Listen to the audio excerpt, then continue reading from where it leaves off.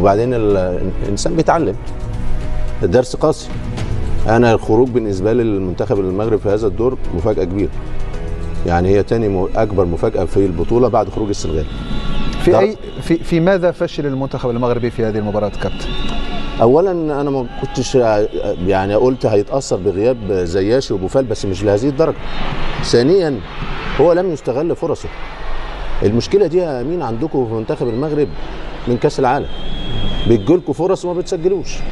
فالمنافس النهارده جنوب افريقيا سجل من خطا في التمركز وسجل من كره ثابته، فانت اللي اديته المكسب، انت اللي سهلت له الامور.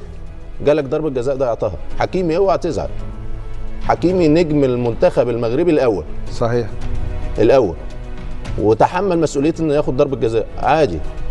كله بيضيع ضربه جزاء اكيد. بلاتيني، مارادونا، كله، وقدم مجهود كبير. جابها اليمين دي واخدها زي القطر، شمال رايح طالع رايح طالع، فعادي ممكن في بعض الاحيان بتحصل.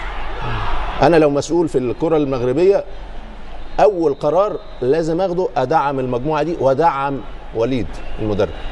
المجموعه دي لا ينقصها سوى مهاجم كويس يقدر يترجم الفرص، وثمانية مختلف، رقم 8 مختلف في نص الملعب يقدر يكمل الادوار بتاع أناحي ومرابط، وهتبقى منتخب زي قوي وزي الفل.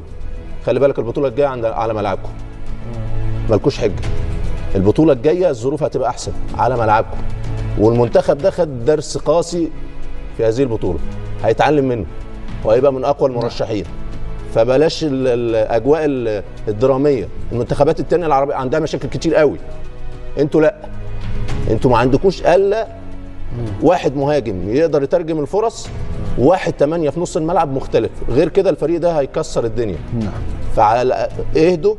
طبعا التجربه قاسيه والخروج قاسي، انما ما عندكوش مشاكل بعكس المنتخبات الثانيه.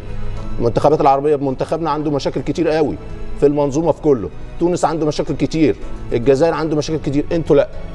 فحافظوا على الاستقرار وحافظوا على الولاد، مش تبقى في الحلوه معاهم صحيح. وفي المره هذا ما قلنا، وفي المره قطع، لا.